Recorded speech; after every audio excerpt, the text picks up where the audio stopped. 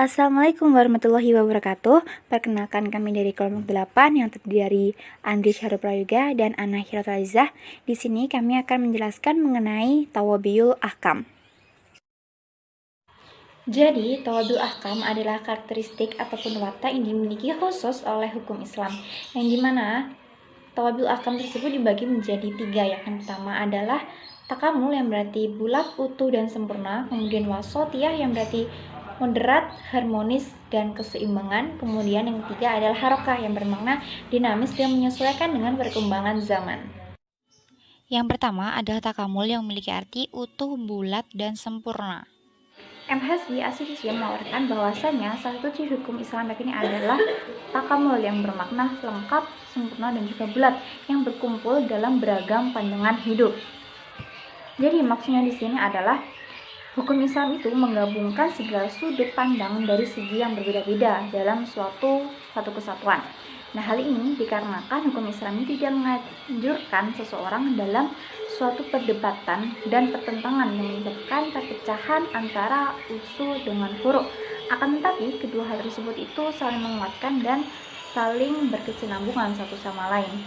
Seperti yang kita ketahui bahwasanya Islam adalah penyempurna bagi agama-agama sebelumnya. Kemudian Islam juga sebagai rahmatan lil alamin, wahyu terakhir diberikan oleh Allah Subhanahu wa taala dan tidak dapat diubah dan berubah-ubah sampai hari kiamat nanti.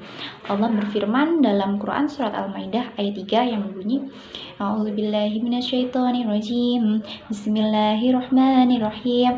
Al-yawma akmaltu lakum dinakum wa atmamtu 'alaikum ni'mati wa raditu lakumul Islam madina. Shadaqallahul 'azim.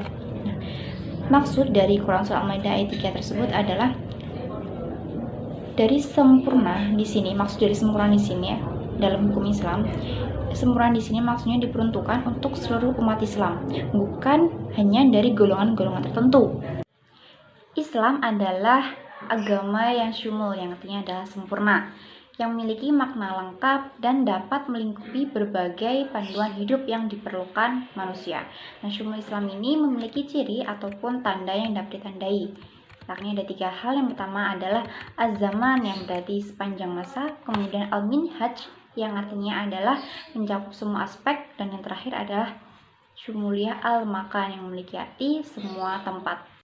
Kesemuliaan syariat Islam ini mencakup beberapa hal. Yang pertama adalah mengenai masalah individu. Nah, masalah individu ini mencakup apa saja? Melingkupi al-awal asyasyah, dari keluarga, pernikahan, talak, nafkah, warisan, dan penguasaan terhadap diri dan harta, serta lain-lain.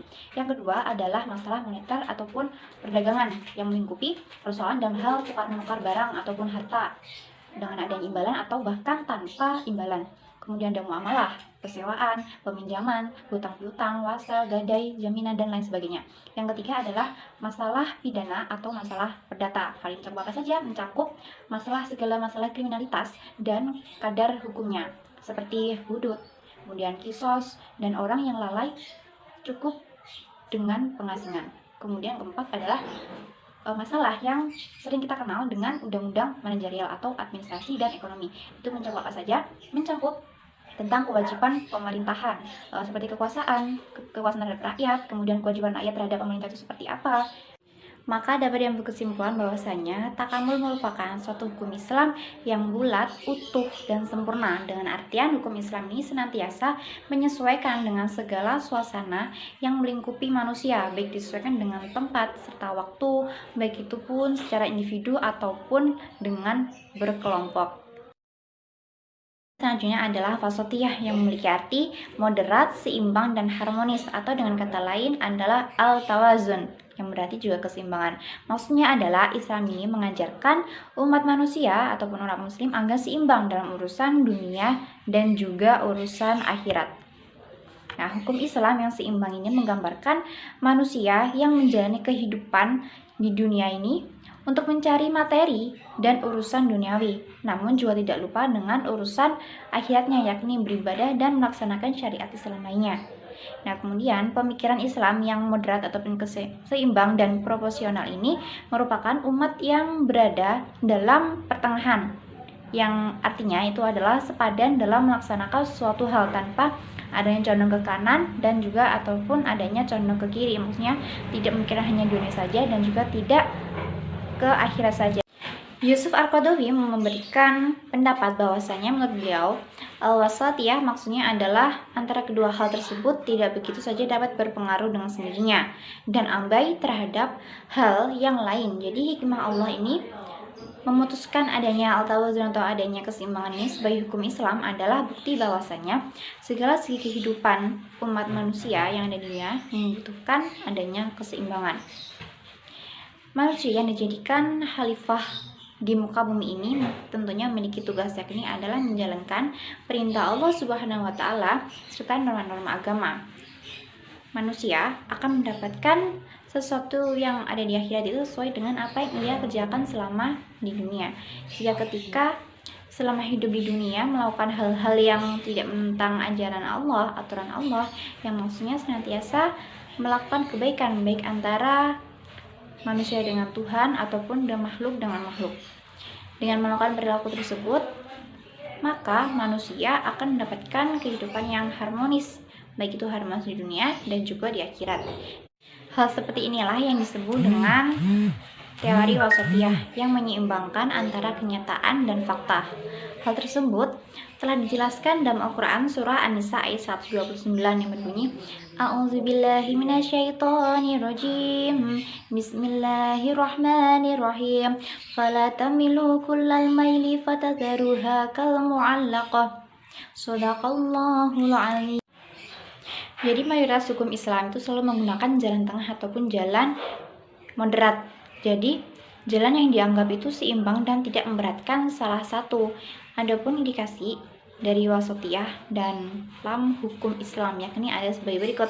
Yang pertama adalah hukum tidak memihak terhadap hukum Nasrani ataupun hukum Yahudi, akan tetapi mengambil jalan tengah dari hukum tersebut.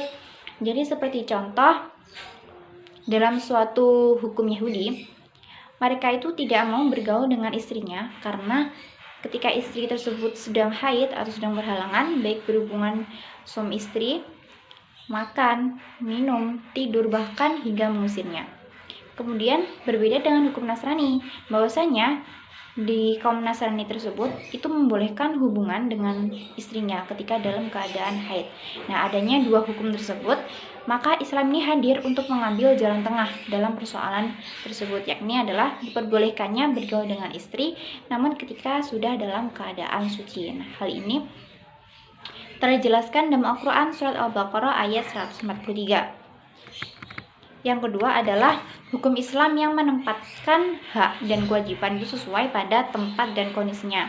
Seperti contoh, bagi suami yang ingin menikah lagi atau poligami, dalam artian ada yang berpoligami, maka seorang suami itu harus adil terhadap keduanya. Kedua istri tersebut, baik itu adil dalam nafkah lahir maupun batin. Nah, tidak boleh hanya condong terhadap istri pertama saja atau hanya condong terhadap istri kedua saja. Nah, dalam hukum ini juga telah dijelaskan dalam Al-Quran surah An-Nisa ayat 129. Ketiga adalah hukum Islam dalam hal terlalu berlebihan dalam membelanjakan harta. Nah, seperti yang kita ketahui bahwa terlalu berlebihan itu kan tidak baik. Jadi tidak boleh berlebihan dan juga tidak boleh terlalu sedikit dalam membelanjakan harta. Jadi secukupnya saja dan sesuai dengan fungsinya itu apa. Kemudian yang terakhir adalah adanya taklif yang diberikan Allah Subhanahu wa taala terhadap umat Nabi Muhammad SAW selaras dengan balasan yang diterima. Jadi kita ambil contoh pada dulu zaman Nabi Musa. Jadi umat Nabi Musa itu ketika ingin bertaubat itu mereka harus melakukan saling bunuh-membunuh. Namun ketika meminta suatu hal kepada Allah Subhanahu wa taala itu maka langsung diberikan apa yang ia inginkan. Nah, berlainan hal dengan umat Nabi Muhammad SAW yang apabila melakukan kesalahan maka cukup dengan meminta ampun kepada Allah tanpa harus melakukan saling bunuh-membunuh seperti umat Nabi Musa. Nah, oleh karena itu apa yang diinginkan dari umat Nabi Muhammad ini selalu ditangguhkan. Nah, jadi adanya kedua hal tersebut, maka Hal ini menggambarkan bahwasanya kedudukan antara hak dan kewajiban itu harus seimbang. Jadi jika tadi umat Nabi Musa itu tadi jika menginginkan sesuatu hal itu langsung dikabulkan, langsung diberikan, namun ketika dia akan bertobat itu harus saling bunuh dulu. Kemudian Nabi Muhammad ketika ingin mohon ampun kepada Allah langsung diberikan ampun, namun ketika ingin menginginkan sesuatu maka keinginannya harus ditangguhkan terlebih dahulu. Nah, hal ini menggambarkan bahwasanya kedudukan antara hak dan kewajiban itu adalah harus seimbang. Kita lanjut ya pembahasannya tentang harokah. Nah, tadi kan sudah dijelaskan karakteristik hukum Islam itu ada 3. Yang pertama yaitu takamul, yang kedua yaitu wasatiyah. Nah, pembahasan terakhir ini tentang harokah. Nah, pengertian dari harokah atau dinamis dalam hukum Islam di sini mempunyai arti bahwasanya hukum Islam di sini dapat berkembang serta menghadapi tuntutan perkembangan zaman sesuai dengan waktu, tempat, dan suasana. Nah, maksudnya hukum Islam di sini memiliki sifat elastis serta dinamis yang meliputi semua bidang serta lapangan dalam kehidupan manusia. Nah, hukum Islam di sini yang memiliki sifat elastis dan juga dinamis di sini yang dimaksud ialah hukum Islam yang tidak memaksa. Nah, melainkan hanya memberikan dasar yang menjadi sebuah patokan atau sebuah rujukan secara umum.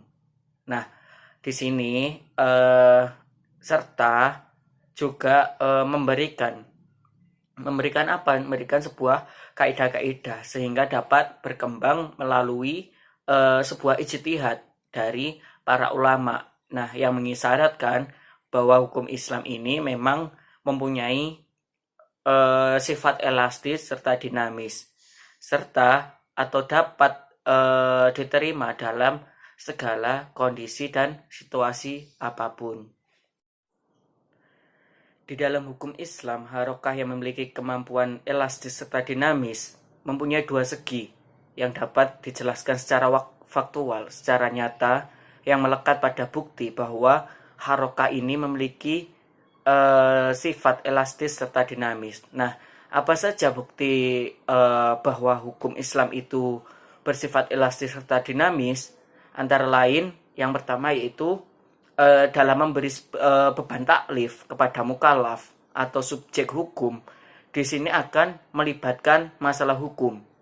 Yang kedua, di dalam penetapan hukum bagi para subjek hukum selalu memperhitungkan segala kondisi-kondisi khusus subjek hukum dalam menjalankan hukum mereka.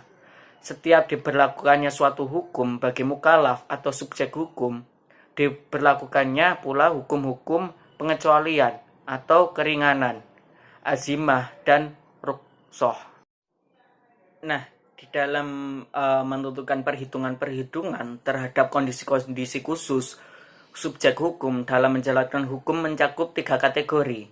Nah, apa saja kategori tersebut? Yang pertama yaitu kondisi dari subjek hukum sendiri berupa kondisi uzur seperti perintah sholat tepat waktu, muasa. Nah, ini dapat dikerjakan secara gabungan, jamak takdim atau takhir, dan lain sebagainya.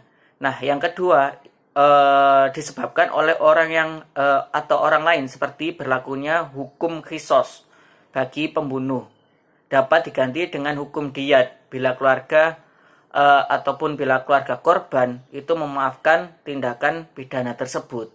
Nah, yang ketiga atau yang terakhir yaitu kondisi situasional, di mana keadaan sangat luar biasa seperti kelaparan di dalam hutan dan sudah tidak ada makanan halal yang dapat dimakan, maka memperbolehkan atau membolehkan untuk memakan binatang yang diharamkan selama tidak melampaui batas dan aniaya.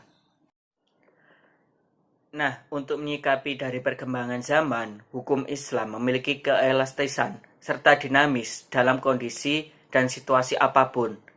Hukum Islam di sini merespon dari perkembangan zaman serta perubahan sosial yang memiliki 2 pendapat. Antara lain, respon dan pendapat untuk menyikapi perkembangan zaman bahwa hukum Islam harokah yang bersifat dinamis. Apa saja? Yang pertama, hasil dari tegaknya hukum Islam diantaranya melewati dari sebuah ijtihad untuk menanggapi dari perubahan sosial serta perkembangan zaman dalam kondisi dan situasi. Nah, di sini dalam penetapan hukum Islam itu tidak boleh semena-mena, tetapi harus dilakukan proses ijtihad terlebih dahulu. Nah, yang kedua yaitu berlakunya hukum Islam talak untuk memperbaiki hukum dari perceraian, yakni hasil dari respon perkembangan zaman serta perubahan sosial tentunya. Nah, kondisi hukum Islam sendiri pada umumnya menanggapi dari situasi dan kondisi dari perkembangan zaman pada masa turunnya Al-Quran. Hukum Islam tidak memungkiri kenyataan segala sesuatu yang terjadi seiring perkembangan zaman, baik kenyataan pada diri pribadi seseorang, kehidupan sesuatu masyarakat, maupun keadaan yang tetap memelihara pendirian pokok. Nah, untuk menanggulangi perkembangan tersebut, hukum Islam di sini menempuh jalan-jalan. Antara lain, yang pertama, sistem istidlal di dalam hukum dalam merupakan sebuah sistem istighraq, yaitu mencari sesuatu yang kulli dari jaz'i, serta mencari ilat dari ma'lul. Nah, penjelasannya di dalam bidang ibadah, hukum Islam menghargai kondisi seseorang. Apakah ia telah mencapai umur, berakal sehat, sakit, dalam keadaan berpergian, dalam keadaan tidur, dan masyakoh. Nah, dalam bidang ahwal al-sahsiyah atau hukum keluarga, hukum Islam senantiasa memelihara prinsip-prinsip yang menjamin kelangsungan perkawinan. Nah, memperhatikan kemaslahatan kedua belah pihak dan seluruh anggota keluarganya. Nah, di dalam bidang muamalah, hukum Islam di sini senantiasa memelihara keserasian hubungan antara para pihak yang terlibat, senantiasa menghindari kezaliman dari suatu pihak kepada pihak lain. Nah, yang kedua, yakni agama Islam senantiasa menghendaki kesempurnaan, keseimbangan, serta senantiasa memberi kesempatan bagi pengembangan dan perubahan menuju lebih baik. Nah, di sini hukum Islam selalu menyatukan ilmu dengan amal. Ilmu sendiri tidaklah berguna apabila tidak atau tiada sertai dengan amal. Nah, yang ketiga yaitu hukum Islam selalu pula mempertemukan antara syarak yang manhul dengan hakikat yang ma'hul. Seorang muslim di sini tidak diperbolehkan hanya berpegang kepada harfiah nas saja, sebagaimana juga tidak boleh terlalu bebas menggunakan akal. Tak ada pertentangan antara ilmu pengetahuan dengan ketetapan agama meskipun berbeda titik tolaknya. Nah, yang keempat yaitu hukum Islam mempersatukan antara ilmu pengetahuan dengan unsur-unsur kejiwaan. Nah, yang kelima yakni hukum Islam tidak menghendaki materialisme yang terlepas bebas, bagaimana tidak menghendaki idealisme yang tidak terwujud dalam kenyataan. Nah, dalam kehidupan masyarakat, individu dan masyarakat secara bersama saling mencempurtakan, keduanya saling bekerja. Nah, seorang manusia secara individual wajib berpikir, tetapi secara berkelompok dalam bidang ilmu wajib bekerja sama. Nah, yang keenam yaitu hukum Islam tidak memberikan kutub ekstrim bagi Marxisme maupun kapitalisme. Nah, hukum Islam ini menolak kaum kapitalis yang mengorbankan kepentingan sosial demi kepentingan individu. Demikian halnya hukum Islam juga menolak kaum Marxis. Marxis ini masih Marxis ekstrim yang mementingkan kepentingan sosial, mengabaikan kepentingan individu. Nah, kedua paham di atas adalah paham yang mementingkan kebendaan. Nah, hukum Islam selalu membuat pertimbangan dan mengambil jalan tengah antara jamaiyah dengan fardiyah. Nah, yang ketujuh yakni hukum Islam tidak mengenal sebuah pertentangan antara kepentingan individu dengan kepentingan masyarakat. Nah, pola pemikiran Islam mencakup realita dengan idealita dan selalu mempertemukan keduanya. Islam tidak memisahkan yang satu dengan yang lain dalam menghadapi kenyataan-kenyataan yang tumbuh dalam masyarakat.